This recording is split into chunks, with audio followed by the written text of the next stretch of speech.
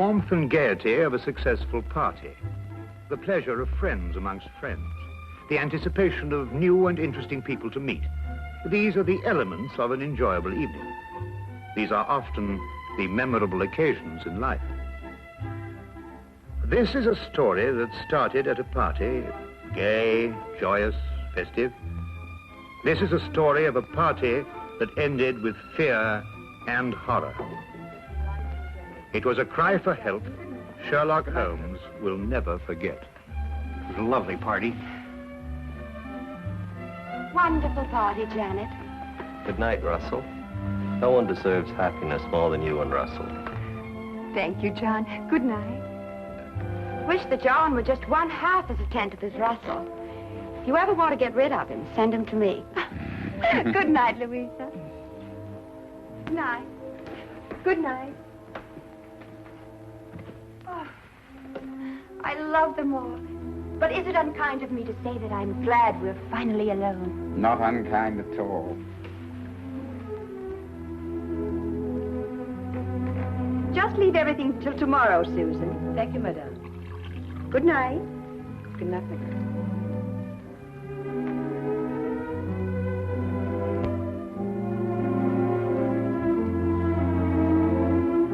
You've made me very happy this evening, darling.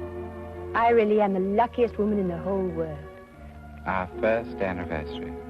I wanted you to be happy this year. It couldn't be any other way with you. It might have been. Impossible. There may be a deep and dark side to my nature. Of course there is, darling. All interesting men have dark sides to their natures. Possibly even black. Almost certainly black. I'm a murderer. Of course you are. More than once. Innumerable times, I'm sure. 7 times. And are you going to murder 7 times again? Once again. Anyone I know? You? Oh, wonderful. And will you give me warning? I'm giving you warning. Will you kill me with kindness? No. Like this. Russell! Russell! Russell, you're hurting me. Russell. Russell, whatever came over you? I told you, madame. Tomorrow, at exactly 9 o'clock, I will strangle you as I have strangled 7 before.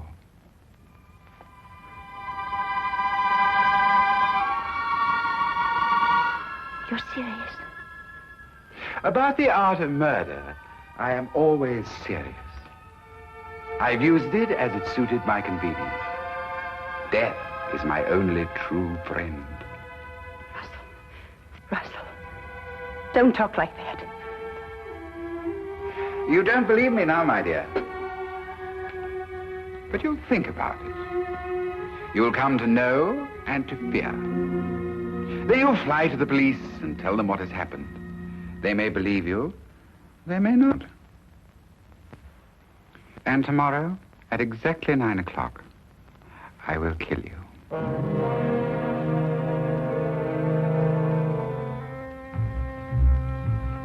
Good night, madam.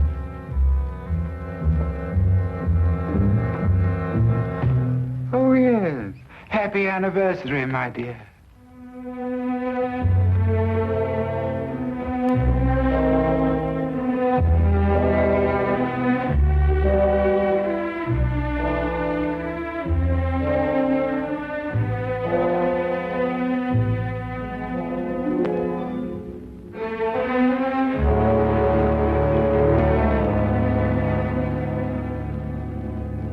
Suppose you tell us the whole story as it happened. It might be easier that way. Of course. I'm Mrs. Russell Partridge. Your husband's the art collector? That's right. Oh, he's a wonderful man, your husband. I first had the pleasure of meeting him when we were guarding the French collection that came over. He's a wonderful man. Everyone says so. Yes.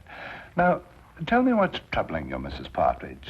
You can rest assured that for your own sake as well as your husband's, Scotland Yard will do everything it possibly can.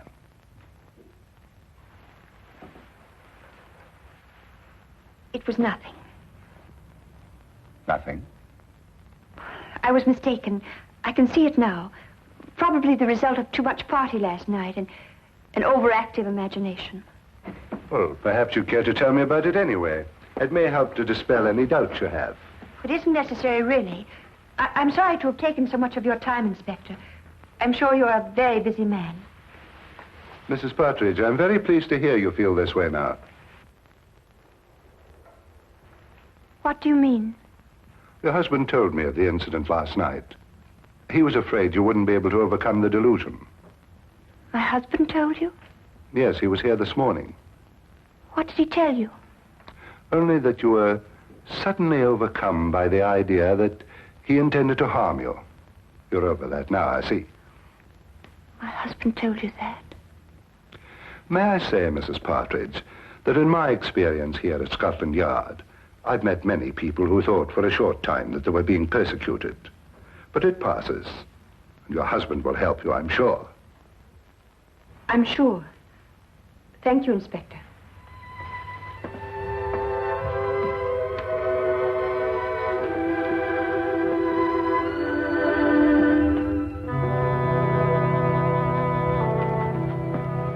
Well, what do you make of that, sir? Follow, Wilkins. Very good, sir.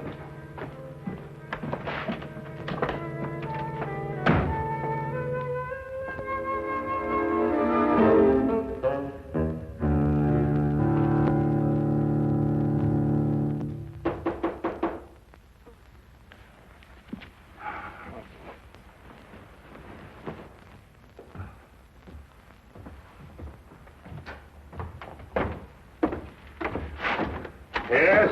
Oh, Is this the flat of Mr. Sherlock Holmes? yes, Mr. Holmes has just gone downstairs to the tobacconist. Won't you please come in? Thank you. Oh, please excuse me. Would you like to sit over here?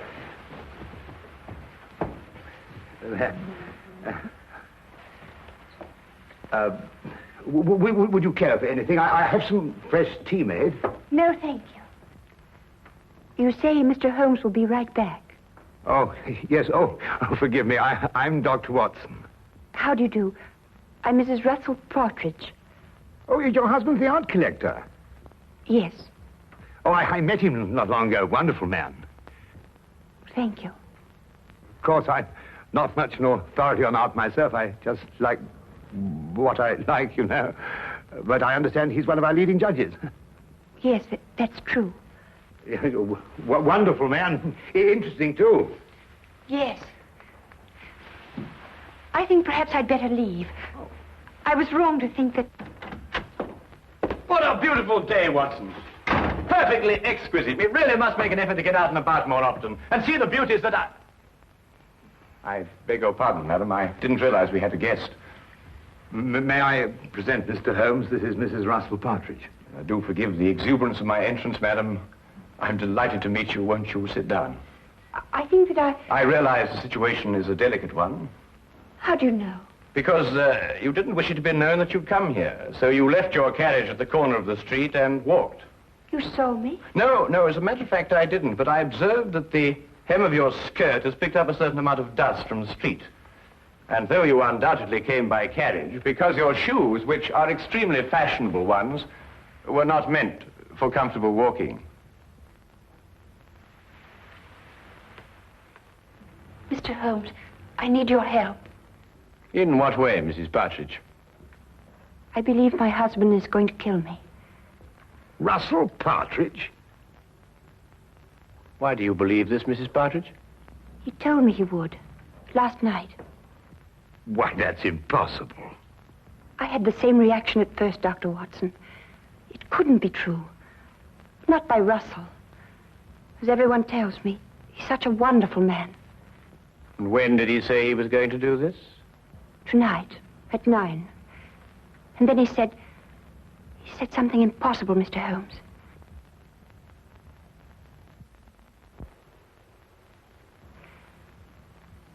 He said, I would be the 8th.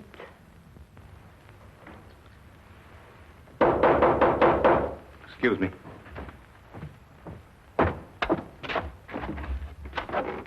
Hello, Inspector. What can I do for you? Hello, Dr. Watson. I want to speak to Mrs. Partridge. How do you know she's here? I had her followed from Scotland Yard. Oh, I see. I'm sorry to have to do this, Mrs. Partridge, but I was afraid you might still think you were in danger. I see now that you do. I'm sorry. But Lestrade, Mrs. Partridge has just told us that her husband is going to kill her tonight at 9 o'clock. Mr. Partridge came to the yard this morning to tell me that his wife was going to call on me. How did he know? He said you told him you were going to call. That's not true. I decided to do it this morning. It was 10 o'clock, I remember. Mrs. Partridge, at 10 o'clock, your husband was still sitting in my office. Mr. Holmes, I don't understand. I don't understand how Russell knew I would go to see Inspector Lestrade. I swear I never told him. Everything I told you is true, exactly as it happened. Do you believe that?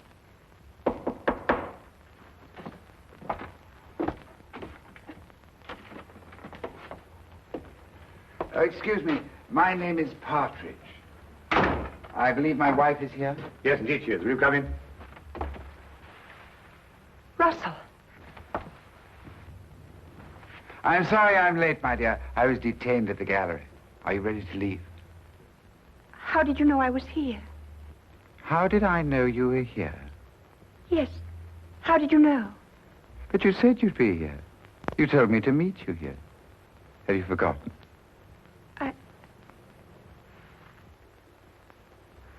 I must have forgotten. Excuse me.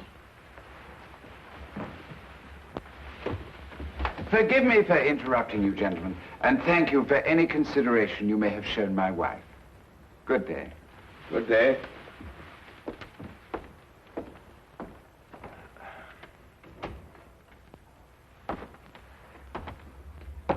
Well, I'd say that young woman was heading for a complete nervous breakdown. I've seen these delusion cases before. A very interesting man, and a very distinctive one. When I went down to the tobacconist, I wondered why he was standing at the corner of the street, watching this flat so intently. And now I think I know why. Yes, indeed, a very, very interesting man.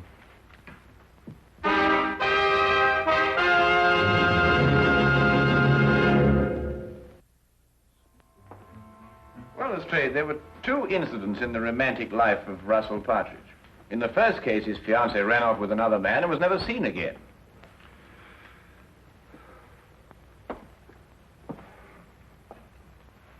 She ran off with an American, didn't she? Was this confirmed or assumed, Lestrade? Well, I don't know. And in the other case, he was left at the altar, I believe the expression is. Yes, that's right. Was that girl ever heard of again? She ran off with a South American, I believe. But really, Holmes, it just isn't logical. If Russell Partridge really intends to kill his wife, he's not going to tell her about it first. That'd be putting a rope round his neck. Would it be? Do either of you really believe that? It isn't logical, Holmes. It isn't usual, Lestrade. But this man is just amusing himself. He's an insane fanatic. And unless you get a warrant out for his arrest, I, for one, won't be responsible. Now, look here, Holmes. I can't ask for a search warrant every time a man's left at the altar. What would you be looking for anyway? The evidence of the 7 other murders he told his wife he'd committed. Holmes, you must understand that, well... Or the 8th will be on your hands.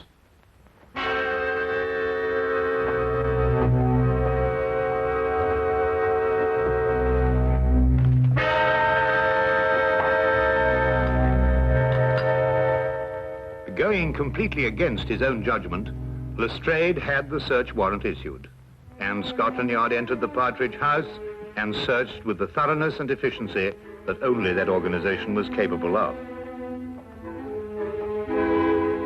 From basement to attic, no wall, no object was left without meticulous examination.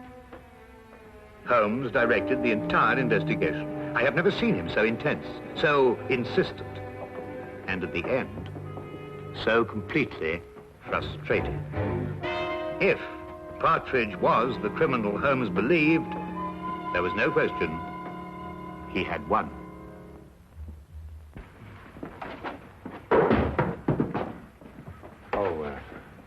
Naturally, Mr. Partridge, the Yard will assume responsibility for putting things back as they were. Thank you, Inspector.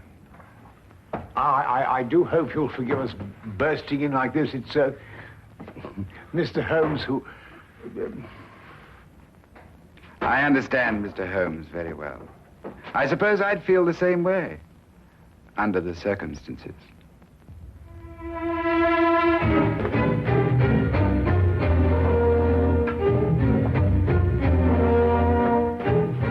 What time is it, Watson?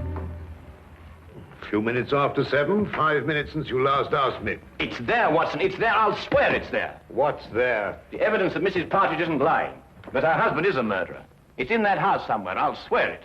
But you've searched all over the house, Holmes. You've measured every inch of it. I know, Watson, but it is there. I've overlooked something. And unless I can find out what it is, that girl is going to be murdered in 2 hours. He said 9 o'clock. Even if he intends to murder the girl, he doesn't have to do it on schedule. But he does. That's part of his disease. That man works like a clock. He tempts the police by having the victim report the murder in advance, and then he has to complete his game by murdering on the moment, the exact moment.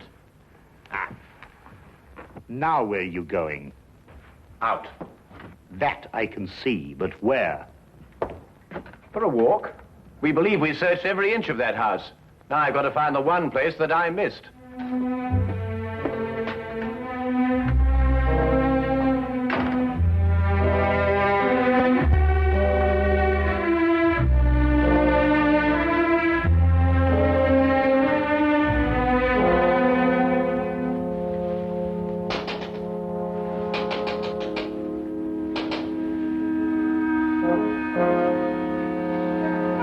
Mr. Holmes. Good evening, Mrs. Partridge. I realize the entrance is somewhat unconventional, but then so are the circumstances. I believe I made the climb unseen. What are you doing here? I want to prevent you from doing this.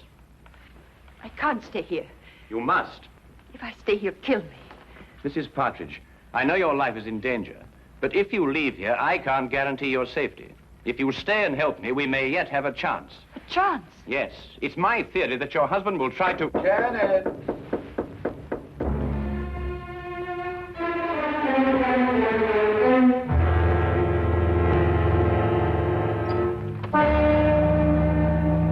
Hello, my dear.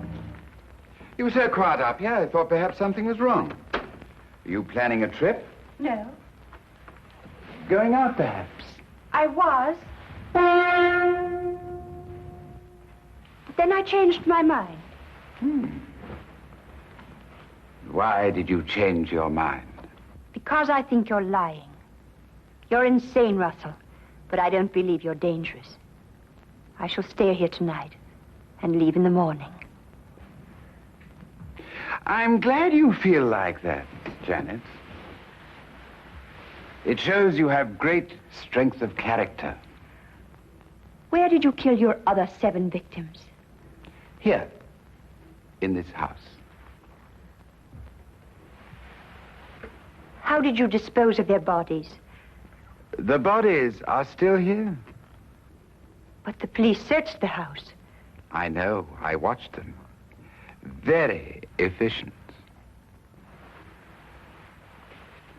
Especially with Mr. Holmes to guide them. A very clever man, Mr. Holmes.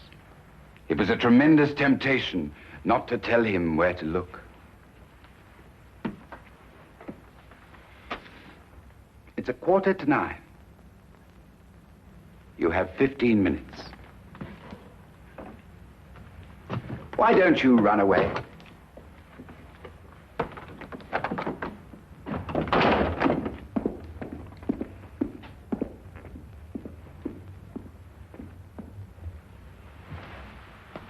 Very well done indeed, Mrs. Partridge. I must apologize for the oversight. What do we do now? Now we wait.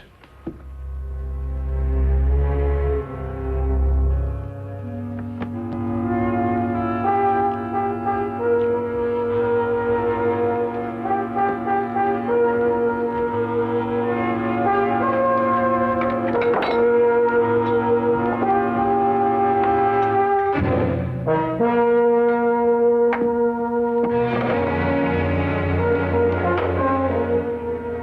one.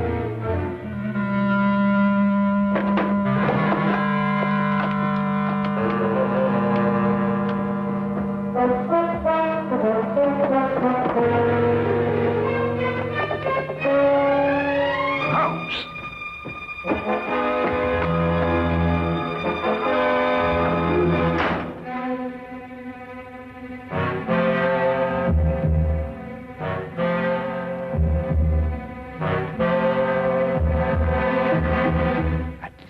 I remember it. What is it, Mr. Holmes? Oh, one place I forgot to look. I'm going to step outside now, and I want you to count up to 10, go to the head of the stairs, and then start slowly down. Will you do that for me? I'll try. Don't worry. I'll be there. 10 seconds, remember?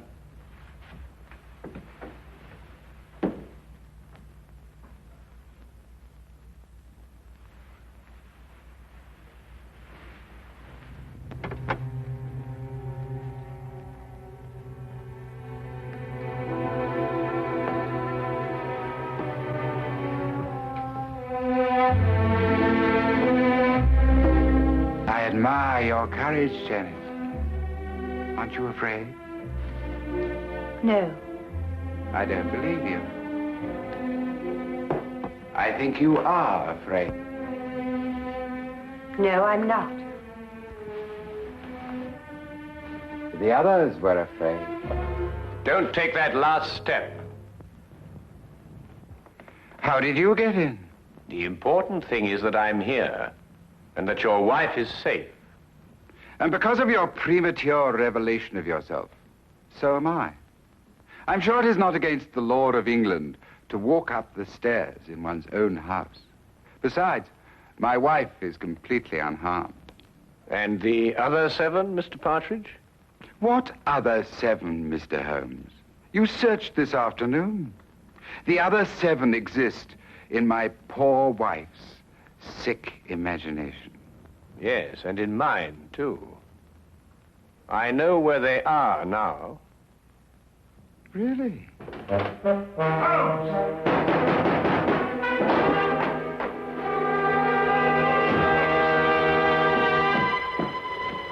What's happened? Get the poker from the fire, Watson.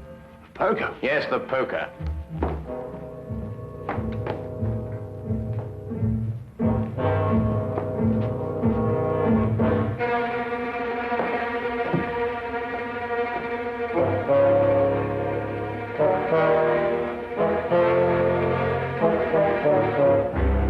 I imagine there is a way of opening your unique coffin, Mr. Partridge. And if not, Dr. Watson here is more than capable of breaking it open.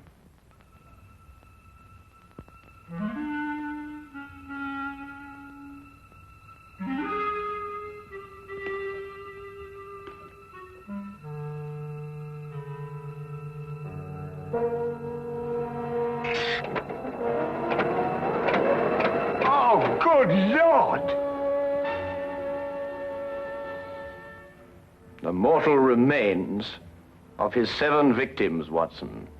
Each step a coffin, and each coffin a monument to the most insane killer I have ever met.